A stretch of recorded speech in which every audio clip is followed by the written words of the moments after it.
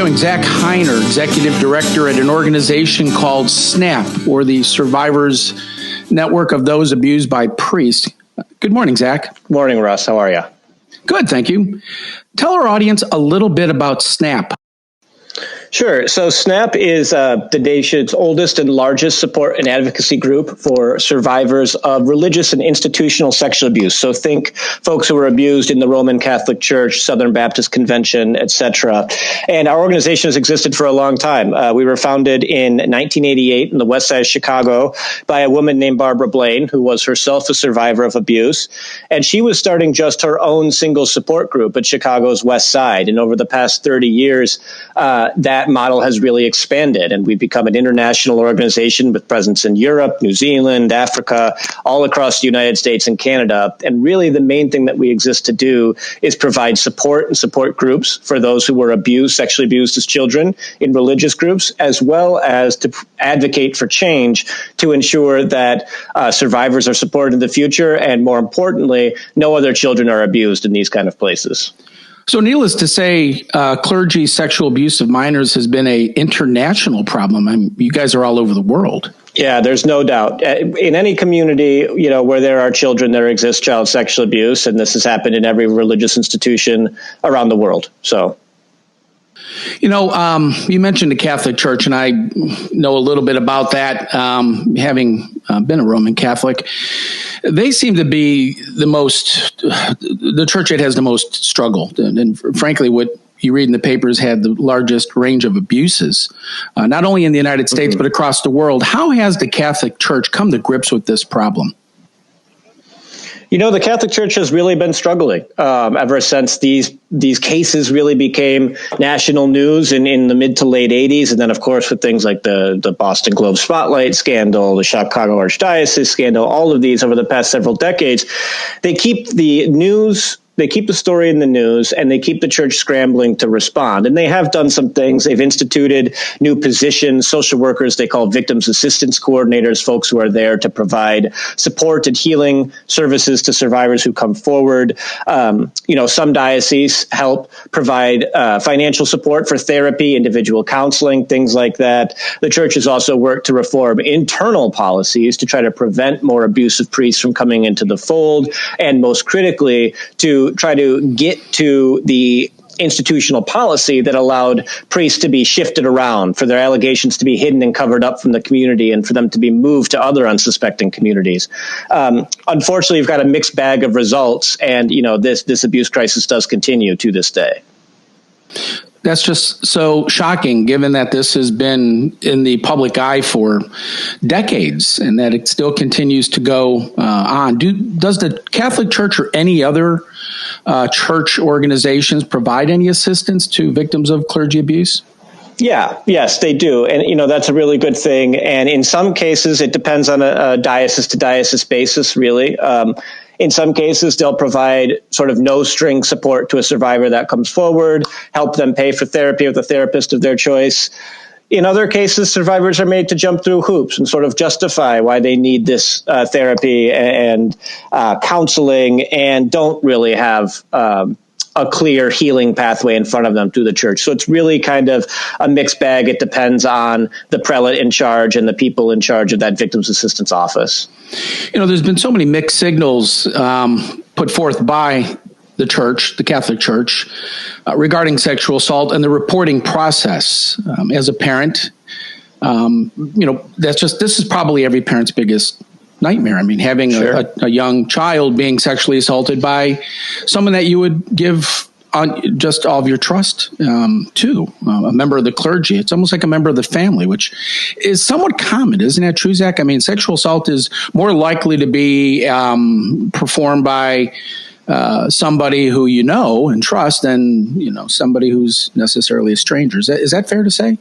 Absolutely, 100% true. There does still exist a very prevalent myth in this country about stranger danger, and the salacious kind of stories of the man in the van handing out the candy. Every parent knows those stories. Every child has been told that story, but it's really not true. are far more likely to be victimized by those who are closest to us, people who we trust. And that is especially true for children. And when we have people in positions of power, like priests, like coaches, like youth group leaders, who we sort of just defer to and don't really keep too close of an eye on because we trust them, well, that's when we invite danger in. Well, sexual assault, regardless if it's a minor or an adult, is a crime. It is. And needs to be reported as a crime. I know there's been some history in the past where the church would actually say to a victim or their family, come to us first. Come to us first. Yes. Don't report the assault to police. Is that still going on? It is, yes. And that's one of the biggest problems that exists today with this issue, is that survivors receive mixed signals. Parents receive mixed signals. They aren't sure what to do. There is a lot of worry, especially for parents. You mentioned it being a parent's worst nightmare. Well, the parents now have to worry about the child's healing and how are they going to react if this story gets out? And, what are people going to think? And we have seen situations where church officials sort of prey on those fears and say, well, you don't want this story to get in the community. You don't want people to know. Just deal with us internally. And that, unfortunately, is how secrets remain secret and how abusive men are able to go free. How do you address the people that will say, well, these are just individuals that want to bring down the Catholic Church, that this is an anti-Catholic church issue, and somewhat want to delegitimize the fact that this is going on? I can understand that sort of defensive nature, when it's your church or your university or an organization that you care about that's in the spotlight in a negative way, that natural defensiveness arises. But it's simply not the case here. I'm not trying to tear down the church. I'm not trying to tear down any church. I'm trying to support the people who are hurt in these institutions. We're trying to prevent other children from being hurt within them. You mentioned SNAP started as a group focused on the Catholic Church, but as SNAP leadership over the years learned more and more about just how common this problem is and how it happens across communities and across faith traditions, they moved away from just focusing on the Catholic Church and tried to focus on this issue of religious abuse in general, because it's not about breaking down that church or that institution.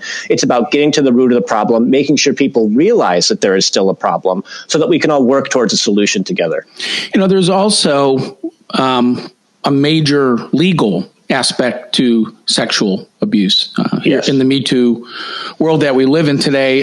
So oftentimes when a parent or actually individuals who were sexually assaulted many years ago, in fact, many of the victims that are coming forth are now adults, men in their 40s and 50s that were assaulted when they were little boys. And so now they're grown up and they've kind of had to deal with this subject, and it kind of rears its ugly head. And oftentimes it takes kind of a legal twist as well. I mean, do you see a lot of that taking place, regardless of faith? I don't care if it's the Catholic Church, the Presbyterian Church. Is that happening still? I mean, is there still a lot of litigation taking place?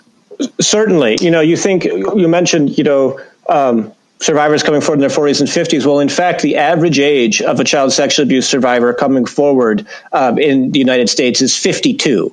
This is a crime that has a trauma that radiates across the lifespan, and for children to realize something has been done to them and grapple and try to understand it over the course of decades, it takes decades for people to realize, hey, something wrong was done to me. And not only was something wrong done to me, it wasn't my fault. I don't have to feel guilty about it. And I need to come forward to make sure other people don't get hurt. Well, unfortunately, to your point, by the time most survivors come forward, criminal legal avenues are closed to them due to statute of limitations concerns. So often the only way that survivors of child sexual abuse can get their story out in the public and make sure people know about what happened to them is through civil litigation. So that's why you see lawsuits against places like churches, individual priests and parishes. But it's really a critical avenue to get this information into the community. Because of how these cases were hidden and minimized, it's not like these men were arrested and put on sex offenders lists. So often civil litigation is the only way to get information about abusers into the public sphere. I noted and apologize. You use the appropriate term, which is survivor. That is the right term. Sure. And I like many people who are not part of what you do, directly, used the term victim. We tend to see individuals who have been victimized. But you're right. They actually are survivors because this is something that's traumatized them for decades. It's not like it happened today and they report it tomorrow. This takes a long period of time. And these are usually, young children, little boys who are brutally sexually assaulted by a member of the faith, a priest, which, when I was growing up in the 60s, that was like when the priest came over to your house, that was like it was like the prince coming over to your house. Having dinner with the bishop was like having dinner with God. And so that really is so sad to hear. How can somebody, Zach, identify that a friend or loved one may have been victimized or may be a survivor of clergy sexual abuse? Are there any signals that a person can detect in a loved one, family member? Certainly, and especially with adults, there are a lot of different triggers that people will see. I have a friend who was telling me a story about how he hadn't come to terms with his own abuse yet, but whenever he would drive past a Corvette on the highway, he would mumble swear words under his breath, something he didn't notice, but his family started to notice over these years that he really hates Corvettes. It turned out he was actually groomed and abused by a man who drove a Corvette, and that was his inner subconscious coming out whenever he saw that. His family picked up on it, and it was actually them asking him about it that he got to terms with what happened to him as a child and started getting help. So I think keeping sort of aware of those kind of triggers. But I think the biggest thing that really can help our society, our families, our communities in general is being more open about these kind of situations, being able to talk about these stories in the news. Nobody wants to talk about sexual violence. Sexual abuse is not a fun thing to talk about. However, it's critical that we have these conversations, that we begin to normalize the fact that, yes, this is a crime. Yes, it's far too common. And yes, people don't come forward when they've been hurt. And the more that we talk about, the more we normalize these kind of conversations, the more those who have been silent for so long will feel like people around them understand. People around them will still love them, won't blame them, and that they can tell them what happened. So what steps can survivors of clergy sexual abuse take to seek help, Zach? I think that the very first thing that any survivor should do is make sure that you talk to someone that you love and that you trust and who has your best interest in heart, whether that is a family member, whether that's a counselor, a therapist, someone that you have value in and believes will look out for you. And then the next most critical step is to go to the police and make a police report. Even if this happened 45 years ago, the way that justice starts to happen is by letting the justice system know that a crime occurred. So we have to make these reports, we have to get that information out there. And then for the survivor themselves, it really becomes sort of more of a personal journey. Do you want to let the public know? Do you want to go to the media? Do you prefer going to the church internally and working with them to make sure the man is no longer around children? There's a lot of options, but I think where I come from first, it's making sure survivors have the support they need to go through the extremely difficult process of making a report. Is there any cost to a survivor to work with SNAP? There is none. Our services are free. We have volunteers who are available around the clock. We exist to help at no cost. I've been speaking with Zach Hiner, the executive director at SNAP, or the Survivors Network of Those Abused by Priests. Zach, I want to thank you for coming on today. We're going to be posting a link to the SNAP website on the show's Facebook page, on our social media pages. So if folks want to get in touch with Zach or his organization, you may know somebody that may need their help, or you yourself may be at a point in your life, a time in your life where it's time to deal with the reality of what had happened, and as sad as it is. But Zach, I'd like to thank you for coming on the show today. Thanks so much for inviting me on, Russ. Really appreciate it.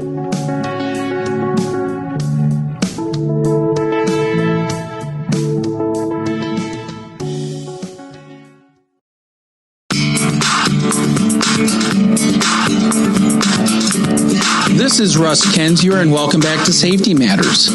This week is Halloween, and this will be probably the most memorable Halloween, certainly in my life, but probably the same for most of you. I don't know how it's going to be celebrated, if children will be out trick-or-treating this year, what the weather is going to be like, and parties. I mean, Halloween parties are going to be really a very different celebration this year than that in the past. Business Insider magazine, businessinsider.com, put out a story entitled "Homeowners Insurance Claims Will Spike at Halloween. Make sure you have the right coverage you need before you need it," which is always good advice. The story was written by their personal finance writer who talks about some of the concerns that you need to be aware of during Halloween season, starting with the fact that Halloween mischief, leads to an increase in claims and property damage for homeowners. Homeowners should also avoid fire and tripping hazards when putting up Halloween decorations. And if you're hosting a party and charging admission, which I've heard a lot of people are now doing, make sure that your homeowner's insurance is structured so you don't need additional coverage. Not every insurance plan will cover an injury if somebody's entering your premises under a business relationship, because when you're taking money from people, you're operating a business. So make sure you have your insurance in line. Travelers Insurance was a part of the story and said that between October 30th and November 1st, they referred to that as, quote, mischief night. And that even if you don't experience theft, a slip and fall at your home can trigger liability claims. Slips and falls. In fact, travelers noticed that a 26% increase in homeowners' claims due at Halloween have to do with crime. And that's based on their 2018 data. The types of crime that are most common are thefts on premises, where people actually come into your home or outside of your home and steal your property. There may be what they call mysterious disappearances. That's where things just disappear. And theft, both on and off your premises. Doors and windows being broken or smashed, so you have physical damage to your home.